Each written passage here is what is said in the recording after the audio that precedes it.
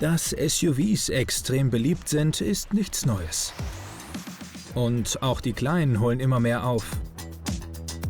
Mit ihrem bisher kompaktesten E-Modell steigen die Koreaner ins zweitgrößte Segment Europas ein.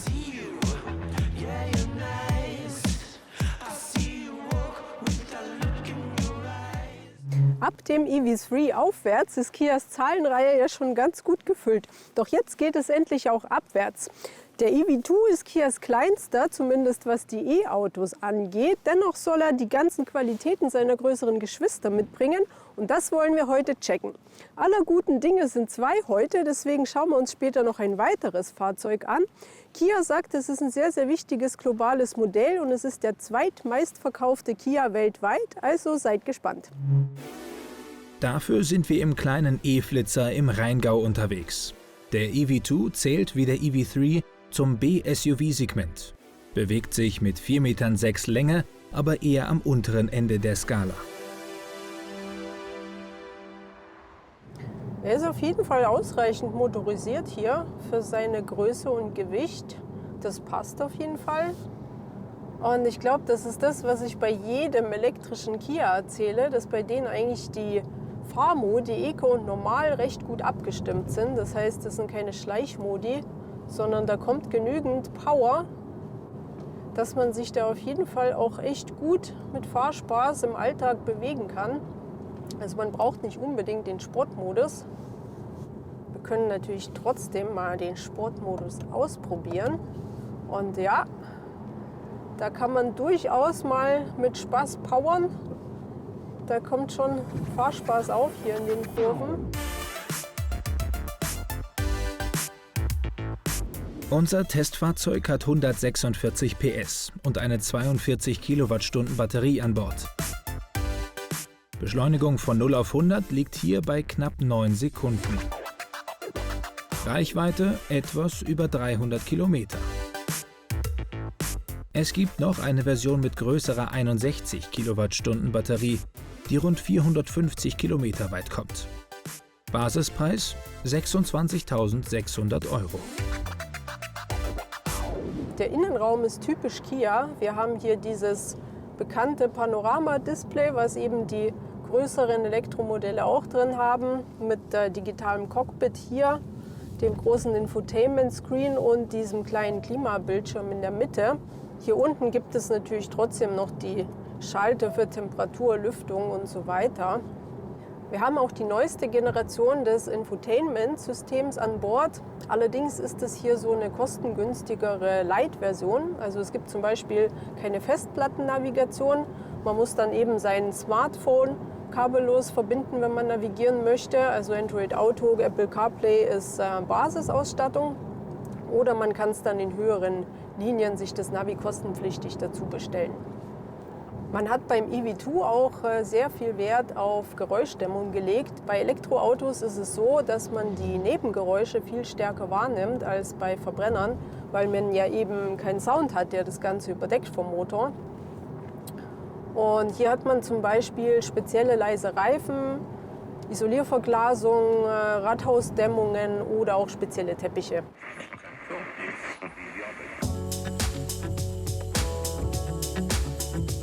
Optisch folgt der EV2 wie seine Geschwister der Designphilosophie Opposites United, also vereinte Gegensätze.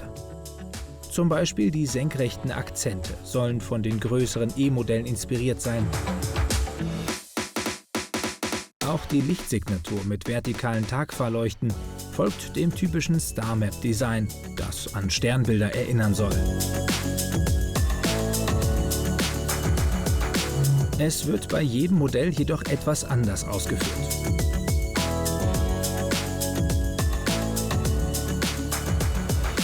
Das flächige Heck mit den weit unten liegenden kleinen Lichtern ist etwas gewöhnungsbedürftig.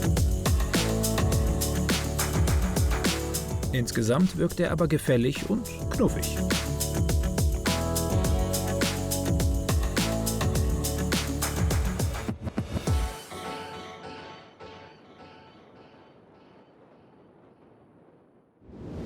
Trotz kompakter Maße verspricht Kia reichlich Platz und Variabilität, was eher in größeren Klassen zu finden ist. Das schauen wir uns jetzt mal an. Ja, also, ne, wie man sieht, monster viel Platz. Gut, der Sitz ist jetzt auf mich eingestellt. Ich bin 1,70 Meter, aber trotzdem, ne, das ist schon richtig ordentlich. Also Kia sagt 96 cm Beinfreiheit. Das ist sogar 1 cm mehr als beim EV3 und Klassenbestwert. Wie ist es beim Kopf? Ja, also über eine Faust auf jeden Fall. Das passt auch. Es gibt auch verschiedene Sitzkonfigurationen. Wir haben jetzt hier die 4-Sitzer-Variante. Es gibt auch noch 5 Sitze. Und die Rückbank, die kann man auch noch verschieben. Dann hat man hier sogar noch ein bisschen mehr Platz.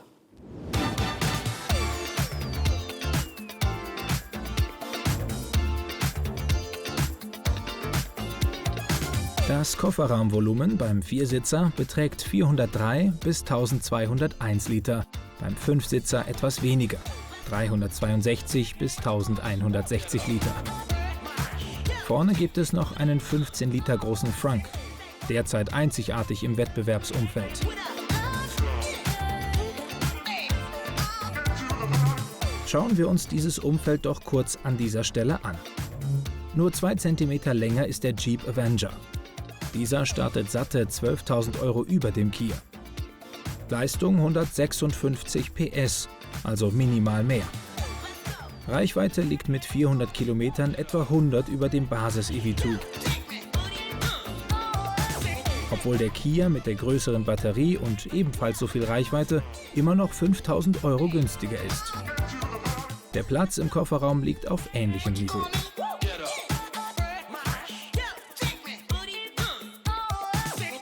VW plant gleich 4 E-Autos im Kleinwagen- und Kompaktsegment.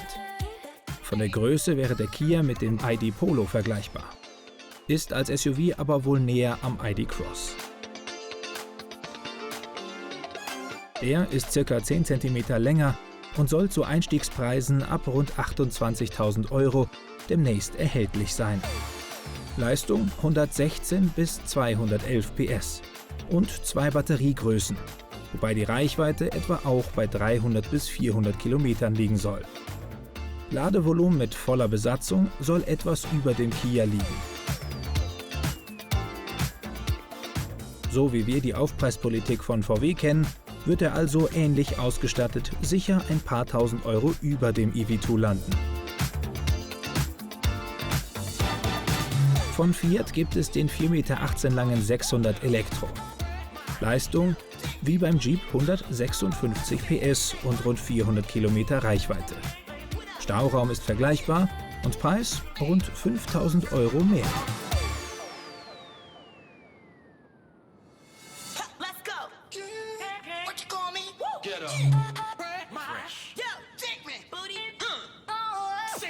Was Preis-Leistung angeht, steht der EV2 also ziemlich gut da.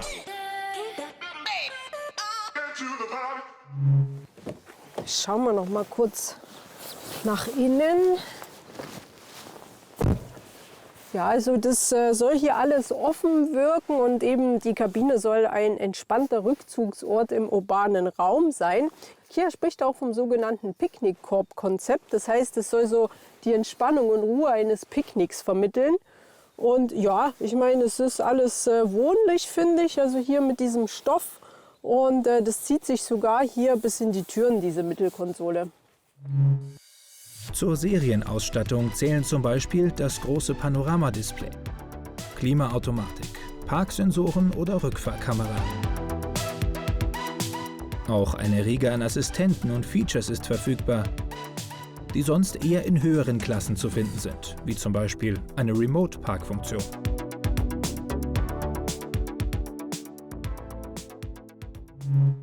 Wie bei den größeren Kias ist hier auch Vehicle to Load verfügbar. Das heißt, ich kann eben mit der Batterie auch größere elektrische Geräte betreiben, wie zum Beispiel eine Kaffeemaschine.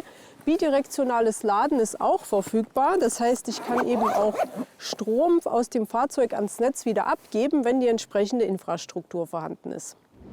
In einer Halle in Frankfurt können wir nun einen Blick auf ein weiteres neues Modell werfen. Es ist der Seltos, ein 4,43 Meter langes Kompakt-SUV.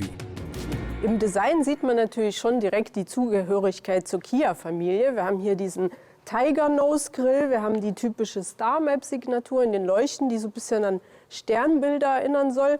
Die Lichter hier vorne sind etwas wie beim EV2 mit dieser vertikalen Form. Insgesamt soll er sehr robust und offroadig wirken, zum Beispiel durch diese Seitenelemente hier unten. Das Heck wiederum erinnert aber eher an den EV5, wie ich finde, mit dieser Lichtleiste hier. Die Ausstattung GT-Line soll etwas sportlich wirken, mit einigen Elementen in Wagenfarbe. Es steht aber auch eine offroadigere X-Line zur Verfügung. Auch wenn das Design von Elektroautos inspiriert ist, ist das hier ein Verbrenner. Der Seltos kommt zunächst mit 180 PS, 1,6 Liter Turbobenziner mit Front- oder Allradantrieb. 2 Hybride folgen, mit oder ohne Allrad, mit 154 oder 178 PS.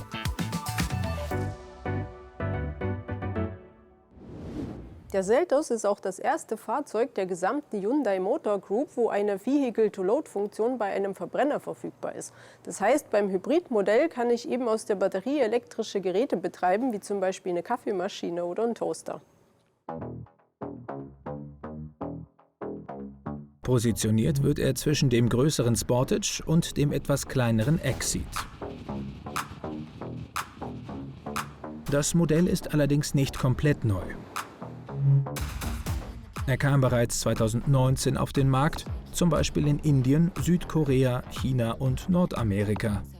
Die erste Generation sah aber noch ganz anders aus.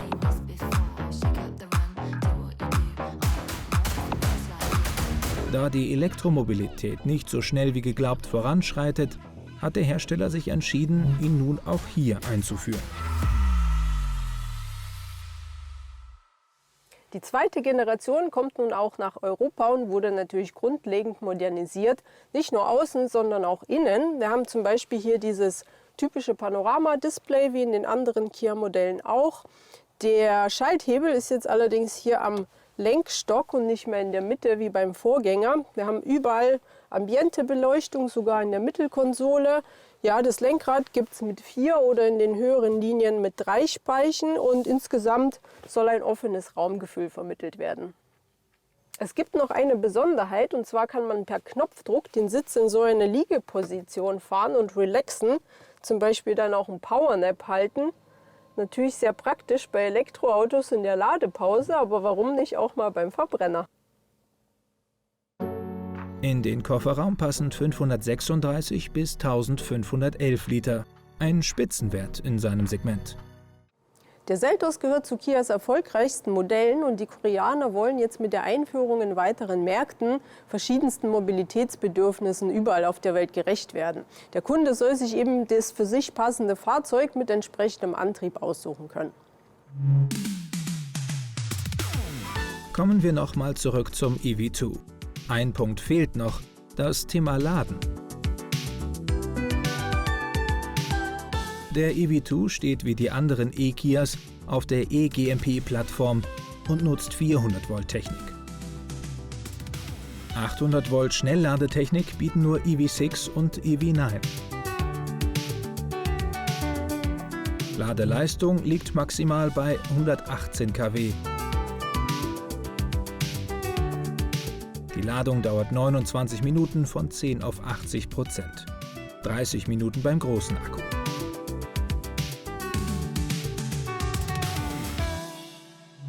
Der EV2 soll den Kunden den Einstieg in die E-Mobilität erleichtern. Trotz kompakter Maße bietet er ein gutes Raumangebot, Flexibilität und übernimmt viele Features seiner größeren Brüder, wodurch ein gutes Preis-Leistungs-Verhältnis entsteht. Kia sagt, dass er durch seine Vielseitigkeit sogar das Zeug zum Erstwagen hat und nicht wie viele kleine E-Autos typisch nur als Zweitwagen genutzt werden kann.